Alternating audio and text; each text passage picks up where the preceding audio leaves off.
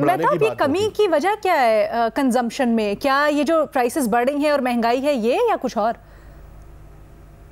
देखें, महंगाई में आप देखें तो ओवरऑल तो कमी हुई है, लेकिन बेसिकली जो कमी है अभी वो रेट ऑफ इंक्रीज में कमी है और बेस इफेक्ट जो है वो भी है। अच्छा। और दूसरा फूड प्राइसेस जो है वो पाकिस्तान में कम हुई हैं, तो इस वजह से जो है वो आपको इन्फ्लेशन के नंबर जो है वो गिरते हुए महसूस हो रहे हैं। लेकिन अगर मार्केट में जाएं और आम आदमी से पूछें तो वो कहेगा कि मुझे तो प्राइसेस में जो है डिक्रीज नजर नहीं आ रही। फूड की प्राइसेस डेफिनेटली कम हुई हैं, लेकिन उतनी कम नहीं हुई। मैं ऑयल कंजम्पशन वाली बात में हाँ खुरम, आप पहले जवाब दे दीजिए, फिर जरा टैक्सेशन वाले जो इन्होंने आदाद-ओ-शुमार और प्लान शेयर किया है उसके ऊपर भी बात करते हैं। मेरा सजेशन है, बड़ी अच्छी उस पे जी खुरम, एक अच्छी सजेशन है उस पे भी मेरी।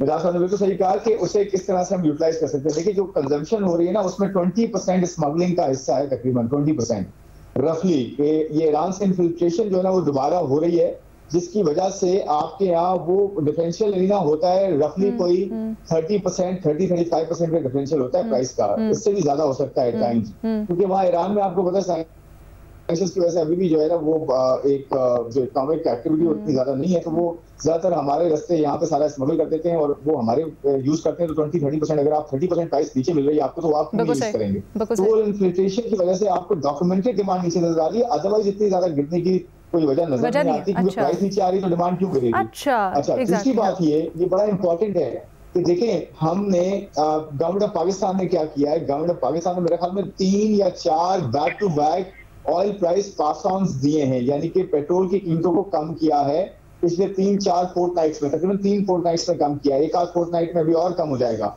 इसमें प्रूडेंट अप्रोच क्या होनी चाहिए? प्रूडेंट अप्रोच ये होनी चाहिए कि पेट्रोल और डीजल पे सेल्स टैक्स नहीं है। देखिए, मैं एंटी पॉपुलिस्ट बात करने जा रहा हूं, लेकिन प्लीज बेयर विथ मी।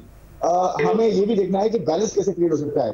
इस वक्त जो है सेल्स टैक्स नहीं है पेट्रोल और डीजल पे, और वो बनता है तकरीबन 18%। तो गवर्नमेंट ऑफ पाकिस्तान एक बैलेंस क्रिएट करे कि जो पास ऑन कर सकती है जितना वो करे, लेकिन रिमेनिंग अपने पास रख के सेल्स टैक्स में कन्वर्ट कर दे। ये गोल्डन चांस है कि सेल्स टैक्स में कन्वर्ट हो जाए और जो टैक्स के हमारे टारगेट्स हैं वो भी पूरे हो जाएंगे। आवाम पे भी बर्डन नहीं ज्यादा आएगा, आवाम को पेन भी ज्यादा फील नहीं होगा। और दूसरी बात, जैसी ऑयल प्राइसेस रिवर्स करती हैं तो गवर्नमेंट ऑफ पाकिस्तान के पास ये रूम होगा कि वो बढ़ाए भी थोड़ी देर से, ताकि एकदम से पेन ना आए। तो इस तरह की स्ट्रेटजीज लेके चलें तो टैक्स भी बेहतर होगा, आपके यहाँ जो है वो आवाम को जो है बहुत ज्यादा पेन भी। अच्छा, while I understand what you're saying Khurram, while I understand what you're saying, लेकिन कमिंग बैक टू जब हम इनकम टैक्स की बात करते हैं तो उसमें तो आपके टैक्स नेट में नहीं है इतना बड़ा रिटेलर्स का सेगमेंट, लेकिन उसके ऊपर खामोशी है बिल्कुल। जैसे मेहताब ने बताया इतना बड़ा आपका टारगेट, लेकिन उसमें से सिर्फ 6 लाख। फिर आगे क्या हुआ? खामोशी, हमने कुछ नहीं देखा कि क्या कर रही है हुकूमत। प्लस अभी भी जो लेके आ रही है लोग प्लान नॉन फाइलर्स के साथ एक नील फाइलर्स की, ये क्या टर्म हुई? बेसिकली आपने जो पहले से डॉक्यूमेंटेड है उन्हीं के ऊपर निगाह आपने कर दिया। तो क्या यहाँ पर हुकूमत को वर्क नहीं करना चाहिए instead of the other options that they can exploit? देखिए, मुझे लगता है कि पहला स्टेप जो है ना डॉक्यूमेंटेशन करना है। पहला स्टेप लेकर आना है कि भाई आप एक मतलब डॉक्यूमेंट तो हो जाएं, फिर हम आपके ऊपर, अगर आप कमाते हैं, बेहतर कमाते हैं, तो अपना एक शेयर दे दें।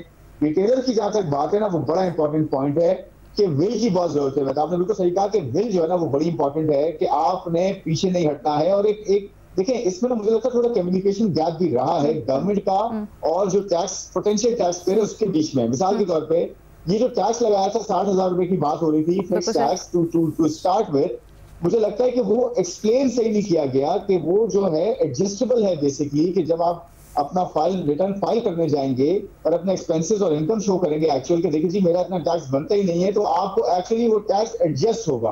लेकिन हमारे अनफॉर्चुनेटली ये भी ट्रैक रिकॉर्ड रहा है ना कि हमारी अथॉरिटीज ने उस तरह से कोऑपरेट नहीं किया, उस तरह से जल्दी रिफंड्स नहीं दिए, बहुत ज्यादा रुलाया टैक्स पेयर्स को। तो ये फियर दूर करना है, ट्रस्ट डेफिसिट को दूर करना है और विल लेकर आनी। आप देखें, इन्हीं की रिपोर्ट है कि तकरीबन 3.5 मिलियन रिटेलर्स हैं, जिसमें से 1.5 लाख मुश्किल से जो है वो फाइल करते हैं और 34-35 अरब रुपए जमा होता है। तो एवरेज 1 लाख कितना कम होता है। और एक्चुअली ना सिर्फ ये कि जमा नहीं होता, बल्कि सेल्स टैक्स जो आवाम देती है वो भी नहीं जो है ना वो सब होता है। तो इनकम टैक्स है, मैं बात कर रहा हूँ इनडायरेक्ट टैक्स की। अगर आप पानी की बोतल लेती हैं और उस पर सेल्स टैक्स होता है, वो आपको पे कर देते हैं, हम और आपको पे कर देते हैं पानी की बोतल पे आम आदमी, लेकिन वो पहुंचता भी नहीं है वो वाला टैक्स भी। तो देखिए, बहुत सारी ऐसे बीच में ग्लिचेस हैं जिसको विल के थ्रू, स्ट्रॉन्ग रिट के थ्रू और एक प्रॉपर डॉक्यूमेंटेशन ड्राइव के थ्रू और सना को शामिल करते हैं इसी गुफ्तगू में, काम करने पड़ेंगे। बिल्कुल सही, सना को शामिल करते हैं इसी गुफ्तगू में। सना, इसमें यह भी ऐड कर लीजिएगा, जैसे अभी मेहताब ने बताया कि मजीद कुछ सेक्टर्स में GST बढ़ाने के ऊपर भी बात हो रही है,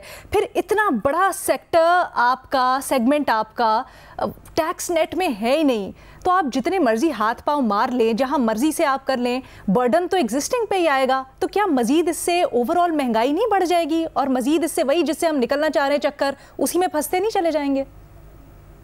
बिल्कुल, देखिए ये बात बिल्कुल सही है कि एक कहते हैं ना कि एक इजियर अप्रोच क्या होती है गवर्नमेंट के लिए कि डायरेक्ट टैक्स में से बेहतर कि आप इनडायरेक्ट टैक्स GST है 1% से बढ़ा दिया जाए, तो आपको पता है कि एक उसका ट्रिकल डाउन इफेक्ट है कि 1% बढ़ा दिया, ओवरऑल आपकी कलेक्शन इंप्रूव हो जाएगी।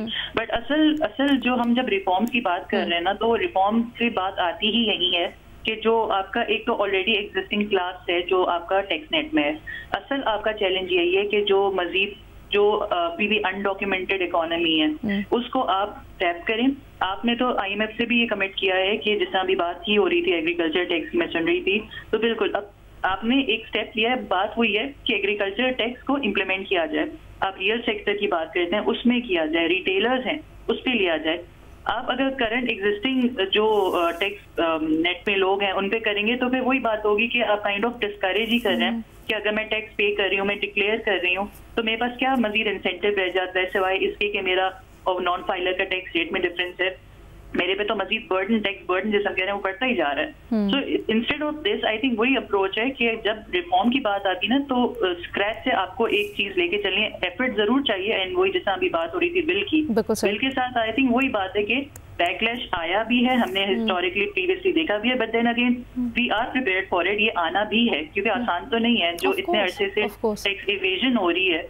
आई थिंक वही बात है कि अब इट इज अबाउट टाइम कि अब आप जो है एक ही तरीका है टैक्स टू GDP बढ़ाने के कि आप उस सेगमेंट पे जाएं जिस तरह अभी जो आपने कमिट किया हुआ है कि एग्रीकल्चर टैक्स वगैरह का आपने प्रोविंसेस को ऑन पेपर किया इस बात पे, तो वही बात है कि अब वही बात है। अच्छा, to answer it very briefly, कितनी आपको इस वक्त पॉलिटिकल विल लगती है या कितनी आपको हुकूमत सीरियस लगती है कि वो डॉक्यूमेंट कर लेगी लोगों को, अगर बिल्कुल ब्रीफली इस सवाल का जवाब दे सके तो?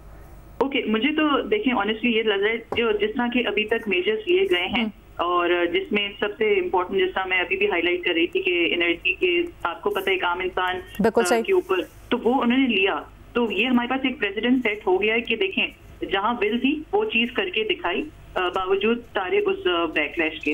अब नेक्स्ट स्टेप आपके पास बचता है टैक्स का। हमने पिछले दौरे हुकूमत में भी देखा कि रिटेलर पे किया गया एंड देन अगेन फिर वो विड्रॉ भी किया गया, बट आई थिंक वही बात है कि कुछ ना कुछ स्ट्रेटेजी करके अब इट इज अबाउट टाइम कि आपको और कोई हल ही नहीं है। तो अच्छा, गो के इकोनॉमी और पॉलिटिक्स को मिक्स नहीं करना चाहिए, लेकिन हमारे मुल्क में अनफॉर्चुनेटली ये दोनों हैंड इन हैंड ही चलती हैं। मेहताब साहब, आप कवर भी करते हैं राहदारियों में, हुकूमती आगे पीछे देखते भी हैं, आपको कितनी सीरियस लग रही है इस वक्त हुकूमत और वो अमल दरामद करवा लेगी डॉक्यूमेंट करने के लिए? बिल्कुल मुख्तसर। देखिए, IMF के प्रोग्राम में चॉइस कोई नहीं है इस टाइम। अगर हम नहीं करेंगे तो ये प्रोग्राम फिर पाकिस्तान वही 1 और 2 ट्रांच कंट्री बन जाएगा। अभी प्रॉब्लम ये है कि आप ये देख लें कि इस टाइम जो IMF का डिज़ाइन है वो फ्रंट लोडेड है। आपने टैक्स का जो 2 या 2.5 साल में करना चाहिए था वो 1 साल में टैक्स लगा दिए हैं और अभी मजीद भी लगाने की बात कर रहे हैं। तो ये पॉलिटिकल विल जो है अगर नहीं होगी तो IMF का प्रोग्राम चल नहीं सकेगा। नंबर दे दें आप, चले मैं आपको थोड़ा सा मार्जिन दे देती हूँ, 1 से 10 में आप बताएं कितनी पॉलिटिकल विल लगती है इस वक्त आपको, कितनी हुकूमत कर लेगी ये कदम? फाइनेंस मिनिस्टर की विल लगती है, हुकूमत की नहीं लगती। खुर्रम साहब, इस सवाल का तो आप जवाब देंगे ही, साथ ही साथ थोड़ा सा हमें ये भी बता दें, ये जो शरह सूद कल कम हुई है इसका इम्पैक्ट क्या पड़ सकता है आने वाले दिनों में? अच्छा जी, जहाँ तक बिल की बात है तो बिल्कुल सही बात है कि काफी लोगों की बिल नजर आती है और कुछ लोगों के ऑफ कोर्स उस तरह से रिफ्लेक्ट नहीं होती, लेकिन ये होनी चाहिए क्योंकि थोड़ा सा कुछ ऐसे इनिशिएटिव्स हुए हैं जिसकी वजह से थोड़ा बिल की तरफ रुझान है। और देखिए हालात ऐसे हो जाते हैं जिसमें आपको ये करना पड़ेगा, इसके लिए कोई चारा नहीं है।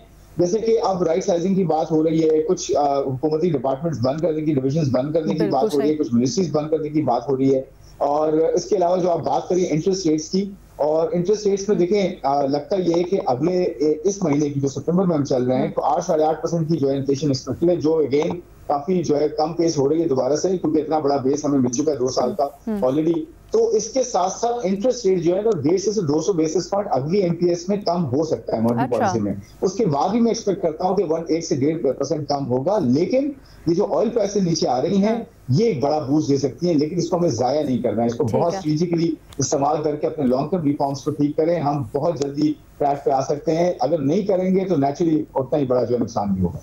क्या आप आने वाले दिनों में एक्सपेक्ट कर रहे हैं कि कुछ पेट्रोल की कीमत में कमी होगी और कितनी? देखिए मुझे लगता है कि इस फोर्टनाइट पे कमी होगी और अगली फोर्टनाइट पे भी हो सकती है, क्योंकि ऑयल प्राइसेस पिछले 1.5 वीक में तो 4-5% गिर चुकी है।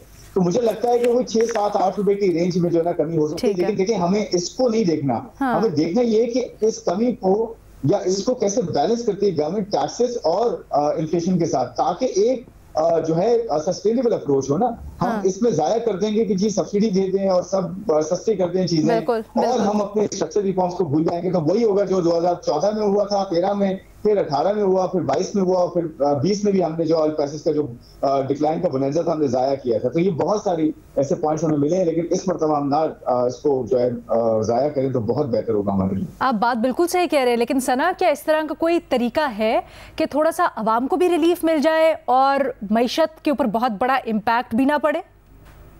देखिए बिल्कुल इसी चीज को कंटिन्यू करते हुए मैं थोड़ा सा एस्टिमेट शेयर करूँ। हम लोग ये कहते हैं कि एक अंदाजे के मुताबिक कि अगर जिस तरह 13 रुपए का भी रूम बनता हुआ नजर आ रहा है इसमें पेट्रोल की कीमत कम होने में, तो अब वही आप वाली बात कि आवाम को भी रिलीफ मिले और हुकूमत को भी एक विन विन सिचुएशन हो। तो उस केस में देखें आप 5 रुपए से एटलीस्ट पीडीएल बढ़ा दें। आपने अप्रूवल ली हुई है कि आपने 10 रुपए से बढ़ा सकते हैं, तो आई थिंक 5 रुपए से अगर बढ़ाएं, सिर्फ एक अंदाजे के मुताबिक 5 रुपए बढ़ाने से अगर ये बढ़ाते हैं तो तकरीबन 60 अरब तकरीबन कलेक्शन आपकी हो सकती है। तो इस केस में 5 रुपए का रिलीफ भी पास ऑन हो गया और आपकी हुकूमत की कलेक्शन भी इम्प्रूव हो गई। तो इस तरह की चीजें थोड़ा सा स्ट्रेटेजिकली बैलेंस करके, स्ट्रेटेजिकली करके तो इसे कर सकते हैं। मेहताब साहब, हुकूमत का क्या मूड नजर आ रहा है आपको? देखें इस टाइम सबसे बेहतर तरीका तो यही है कि पेट्रोलियम लेवी, क्योंकि उसका फ़ायदा ये है कि वो सूबों के साथ जो है ना उसकी डिस्ट्रीब्यूशन नहीं होती, तो फेडरल गवर्नमेंट के लिए टैक्सेस से ज़्यादा बेहतर है। अभी पहले थोड़ी देर पहले बात हो रही थी कि 18% जीएसटी की तरफ हुकूमत नहीं जाएगी। Petroleum levy is the best available option, क्योंकि वो सारी के सारे पैसे फेडरल हुकूमत के पास ही रहेंगे, तो वो बढ़ाएगी उसको। बट आपको ये लग रहा है कि कुछ ना कुछ बेनिफिट तेल की कीमतें इंटरनेशनली कम होने का आवाम को पास ऑन किया जाएगा या करने का इरादा है या नहीं? मेरे ख्याल में ये बैलेंसिंग एक्ट की ज़रूरत है, चूँकि बिल्कुल ये ठीक कह रहे हैं, माजी में ये बोनेंजा हमने ज़ाया किया है, हम इसको ज़ाया ना करें, एक बैलेंसिंग एक्ट करें, आवाम के साथ भी शेयर करें, लेकिन ऐसा ना हो कि हम अपनी कंजम्पशन को बढ़ाएं, और कंजम्पशन को बढ़ाने चूँकि डॉलर्स में की सूरत में ऑयल इम्पोर्ट होता है, तो हमें अपने डॉलर्स भी बचाने हैं और अपने टैक्सेस को भी बेहतर करना है। और ये नॉन टैक्स रेवेन्यू इस टाइम वैसे ही डिक्लाइन का शिकार है, तो एक बैलेंसिंग एक्ट को हुकूमत को करना चाहिए। ठीक है जी।